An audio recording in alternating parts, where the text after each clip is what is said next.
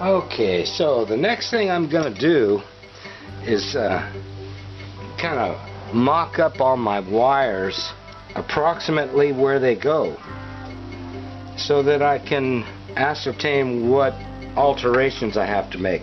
You remember this clip here?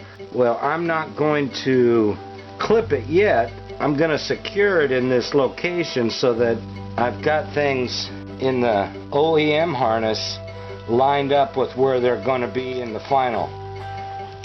So I'm just going to place that close by and strap her down for now. Then the next thing along the line here is this hold down on the frame that's permanently welded there. Once again, this hold down, that's where this goes.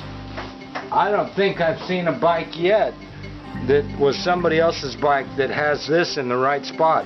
It's always down and out on the end here, doing nothing. Still on there, but doing nothing. And it goes here to isolate your harness, your OEM harness, from, you know, being smashed under there, or abrasion and grounding a wire. The way the OEM setup is they start out just wrapping around the harness once to secure the tape in a location, but then they start securing this. So this gets wrapped around tightly, and this gets secured in that location by slipping it underneath and then pressing it on down, holding it in place. So that's what that's for. Can you see that good enough? Can you see that? That's where that goes. Right there. Now I can use wire ties, nylon straps, to strap any extra wires I have to the OEM harness, because they're going to be piggyback. You've got another holder here on the frame, which this is going to go through. So we'll just mock that up for now. That's going to sit in there. And all of this, I'm going to have a bunch of wiring there. The other thing you're going to want to do is bring all your wires up front that are going to come up front in the first place, so that you can make the final connections. I have to make modifications, but what I got here is fog light, horn, flasher, connector, headlight, some of my previous wiring, turn signals. Here we have a brake light switch, and what I'm doing is powering up the front brake light switch and sending that all the way back to a connector where the rear brake light is. So I have to route this towards the back, and the other thing I have to route to the back, I have to route the other end of the connector all the way back, and this is one item that will do the piggyback job on top of the OEM. So the OEM does go through the little wire loop on your frame, come up inside of here where you can make those connections. And I'm not going to even zip this all the way together, but partially, so that I can send it to the back and have it at the proper location along the OEM, piggyback along the OEM. Okay, so now I've got it shoved through the forks and into the little loop on the frame. I'm going to leave a little extra slack here and strap it here, at least temporarily, if not permanently at this point. And then I'm going to also piggyback on the OEM all the way back to the airbox where the majority of the electrical components are. Your handlebar switch and my brake light switch for the front actuator are all going to be tucked into this unit right here. Kind of a tight squeeze, but that's where it's going to go. And I'm not going to clip it together right now. And you want to piggyback on here, so later on I'm going to be securing this stuff. At this point I can also put my coil back on and the ground and the wires for that. I needed to get a coil out of the way so I could do this work. So the whole idea with this routing is to get your cables approximately where they're going to be and have enough slack in them wherever they have to be. Can you see that where I'm putting them? get these where they need to be. They're going to end up being strapped to the OEM piggyback. Then there's my coil. It's kind of hard for you to see there, but there's my coil diving underneath the coil wire so that when you need to pull your plug out or anything, it's not trapped behind the wires. In the end, all of these wires and harness are going to go down at the bottom, and my throttle cable will be free floating on top. I got my throttle cables free floating, and all this wire and stuff sits down at the bottom. All of this so that I can mock up, find out what components are going to hook right up, find out which ones I have to change ends on. So I'll go ahead and do that, and I'll kind of show you the stuff I did later. There's a mass of wires that have to be creatively stuffed into this area. There's quite a bit of room down here between the box and the shock for stuffing things in if you have enough room. And I typically end up with a bundle that I use a Velcro wire tie to hold together. What I'm going to address now is the fact that I have a brand new Ricky stator in here, and it has the wrong ends on it, and they basically hook up to the rectifier, which was part of the package for a Ricky stator for an XR600, and it also connects out of your stator to the CDI, which is the connection is inside your OEM XR600 wiring harness. And to start this transformation, I have to cut every single end off of the Ricky stator because they just don't jive. You know, it's almost scary. I'd like to have them all cut off at the same length. So let's just go right down the line here.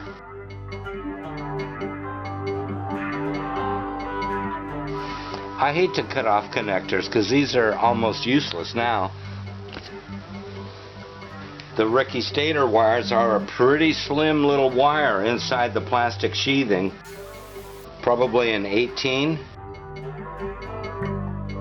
But we need to get those stripped back.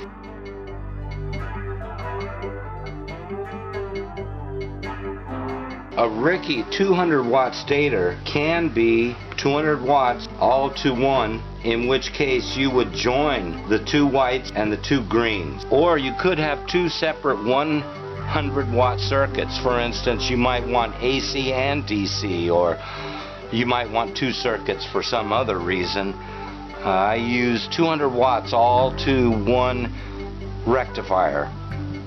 If you decided you wanted two separate 100 watt circuits, you're going to have two rectifiers as well. Once again, I'm going to join the two whites and the two greens. What's so good about these connectors, they are like similar to most OEM, is not only do they crimp down right on the unsheathed wire, but they also then crimp down on the sheathed part of the wire in order to hold the outer plastic sheathing. That gives you a strain relief. That's all important. If you use these connectors that you can get at the hardware store, you're going to find that your wire breaks off right at the connector over time. When you're just trying to pull it apart next time, or over time as it wiggles back and forth. So these are, if they're properly crimped, they're dynamite. They're really good. If the wire size is proper, which that right there isn't, then they're really waterproof. So what you can do in that case is put some small amount of shrink wrap on your sheathing to increase its diameter. Okay, so we've got our wire that goes to the CDI. We're adding a little bit of sheathing so that our insulator will have a little something better to clip onto.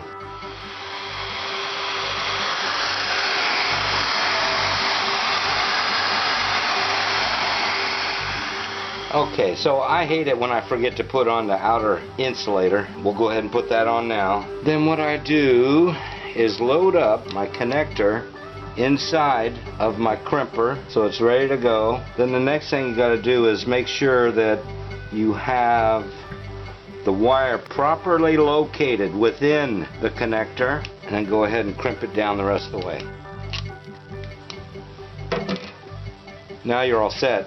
You can see how this has grabbed onto the insulation, made the connection real nice, and you can go ahead and slip your insulator cover right over that. Now on the 2 greens and 2 whites, they're going together.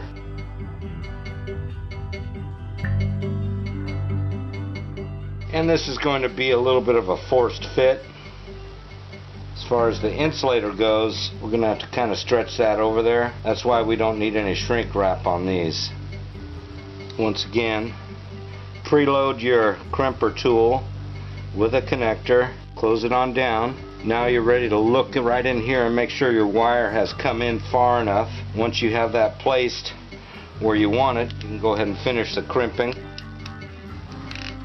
Preload your crimper tool with a connector. Now you can send your wire down through the end and look at it and see that you have your unsheathed end in the proper location for crimping. You don't want it shoved in too far. You don't want to not shove it in far enough. You want to get a good grip on the insulation of the wire with the strain relief, and you want to crimp real well on the wire itself. Once all said and done, there's a little area right here, an embossed area, that you need to pull that on until it clicks into place. There. Now we've got our brand new Ricky stator properly set up for my application, which is 200 watts. And this is going to go directly to the rectifier. 2 yellow wires on the rectifier. Most all of these, whether you have an older first generation Baja Designs or a later generation or a Ricky stator regulator, they're all going to have yellow wires, 2 of them. And it doesn't make any difference if you put the right one in the left or the left one in the right, or right to right, left to left. They can interchange either way. The black with red wire inside your original harness is not got enough clearance here for you to do the crimping operation. So we have to cut back on this actual tape job, which goes all the way back into the harness. They wrap this up and then they split off and keep wrapping, and they don't give you the free end here. So we're just going to try to clear back far enough. I need to make about that much room to get enough on here so I can slip on my insulator and do the crimping job. I'm going to go ahead and do that off camera. Stand by. Okay, the OEM harness now is stripped back far enough to where I can alter the ends as necessary. And I'm going to put a piece of shrink wrap on there where I've cut the tape shorter, just to hold that whole bundle together properly. Over here on this end of the harness, you've got 2 greens, one with a male and one with a female connector. You have a brown, you've got a white with yellow stripe, and there's the black with red stripe, which is on its way to your CDI ignition. Now, the 2 male connectors, the green one and the white with yellow, are not used in this application at all. So I think I will cut those off. Nothing's going to hook up to those 2. These normally go to the OEM rectifier, which is normally mounted right here. I use that spot now for a ground. Scary, isn't it? Cutting your wires off. Super scary. Okay, shrink wrap that later. Heat that up, shrink it on down. So now we're ready to operate on the connector that goes to your CDI. Wonderful waterproof unit, used in 2 locations on an OEM, but not in my application. We're going to be putting a male end on there, and you must not forget to use the insulator. However, once again, we have a small wire here. To make a better fit for the insulator, I'm slipping on a piece of shrink wrap. But we also need to strip this out. When you go to strip a wire, you don't want to strip a whole bunch of excess if you're doing this properly. See how much is there? That's all you need. I have to do the shrink wrap. I have to heat up the shrink wrap right now.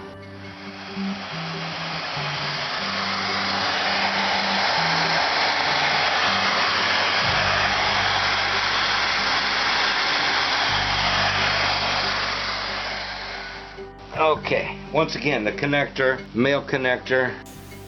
Don't forget to get your isolator block on there. Load your crimper ahead of time. Get the initial squeeze on it. Bring it out so you can see when you've got your wire properly placed. Shove it through and look for proper wire placement, and then crimp it. See how nice that is? And then bring your insulator block right up over it, like so. Now if we were to be putting these together, actually this does go together. You see how we got a watertight connection there. If this shorts out, your ignition is going to fail for you until that dries. Just to continue on about your OEM harness, the brown wire at one point within the harness gets a blue wire hooked up to it, which you can't see. If you were to look at the OEM diagram, you'll see that there's a spot where the brown wire actually connects to blue inside. They have a soldered connection in there, I believe, or there's a crimp in there, and it's all covered up and wrapped individually, and that's the blue wire that emanates up front. It's actually hooked to the brown wire. And this is what operates your tail light and your front single bulb in an OEM 600 application. White with yellow not being used anymore. This other green, you could hook that to ground, but it would be redundant. So yeah, I'm going to look at my old setup and see what I did there just to double check this. Yeah, I was right. See, here we are with the other one. My previous application. We've got the plug into the CDI, and this is actually, although it's black with white right now, it is the black with red striped wire. And you see, instead of all those other ones, the ground, the brown, the yellow, the white with yellow stripe, so on and so forth, they're not even hooked up in here. They're just wrapped up nicely on my previous application. Okay, I decided to open up the same harness and take a look and see what I had done in there. I had hooked the green wires together just to create excessive ground, and then shrink wrapped over my connection. The white with yellow I just left cut off, and it looks like I cut off the brown. So I'm going to go ahead and follow that same hookup here. There's your black with red, turns into black with white. I'm going to follow that same pattern.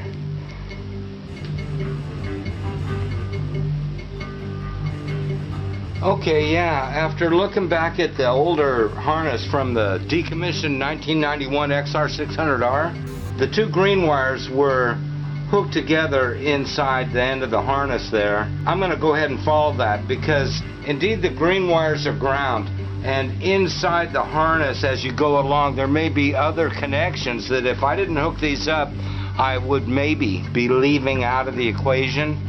So let's just hook them up, even if it's redundant. Ground's ground. If it's got a place to go, it'll choose the shortest path. So here we're doing a little bit of soldering on the wrapped wires to make sure they don't ever come apart. Up to 800 degrees.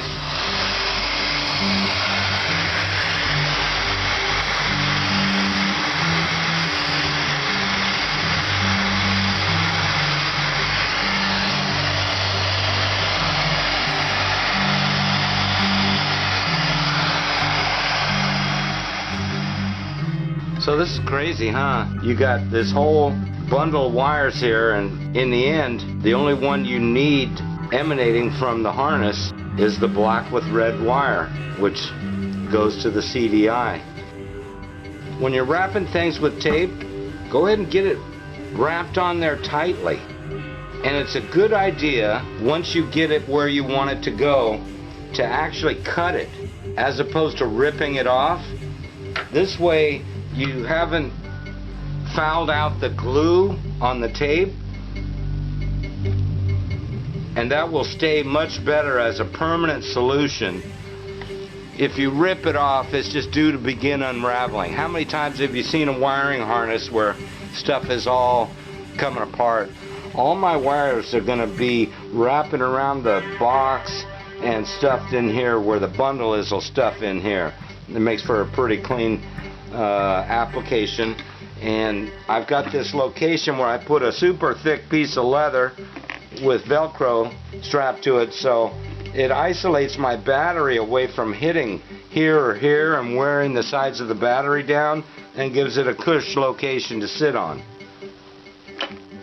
So part of the whole equation in the back by the battery box where all the wires are, you want to have a battery tender so you can plug in your bike and keep that sucker charged up. The other thing is your rear brake light switch. I happen to have a hydraulic switch as opposed to a spring-loaded switch. You've got your hydraulic line for your reservoir to make fluid available for your master, which travels here.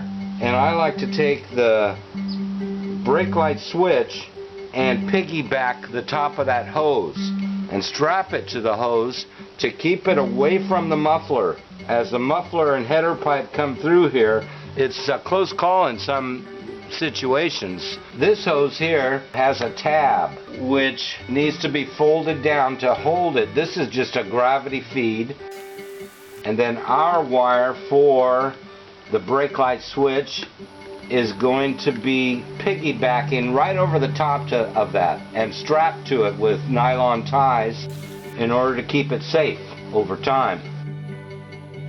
So I don't know how much of that you can see, but we'll go ahead and take some ties and mount that, and it's going to follow on up and make itself available for the rest of the hookups that are necessary up here on top of the air cleaner. In the past, I've had my battery tender hookups terminating out here behind the end of the seat, but it kind of makes it a hassle when you're trying to pick your bike up to maneuver it in a, in a funny situation or whatever. Grabbing here, having the wire there is bad. Although it's highly accessible, I found that a better spot, it sits there. Let me show you what I mean. You want to have your battery tender plug almost level with the underside of your cap there. And this way, it does not touch that heat shield on your muffler or get burnt by your pipe.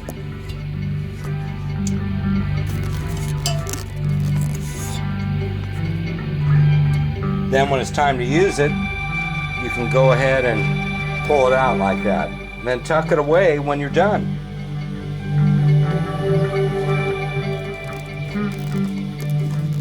It doesn't look bad. It's accessible to plug in, and you're all set. I know Nikki likes it. If you had it hanging too low, it would touch the header. And if you had it too high, it's hard to get this out of here. Once this is tightened down in place, it's hard to pass that through.